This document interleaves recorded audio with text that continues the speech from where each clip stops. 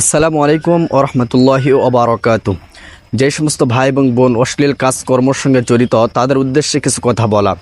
আজ তাকায় দেখেন, সুবর্ণা নামে যে মেয়েটি বেঁচে থাকা অবস্থায় সে অশ্লীল গান বাজনা, নাচ ইত্যাদির সঙ্গে সে জড়িত। মানুষকে প্রকাশ্যে এগুলি সে দেখিয়েছে।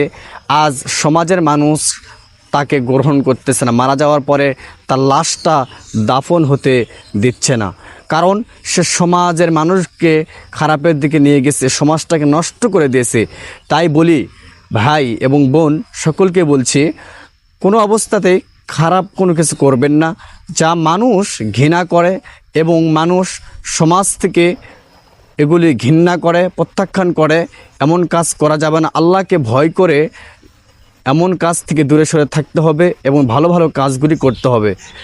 এই জন্য ভাই, খারাপ কোনো কাজের সঙ্গে কেউ জড়িত হবেন না। অশ্লীল কথাবার্তা, গান বাজনার সঙ্গে কেউ জড়িত থাকবেন না।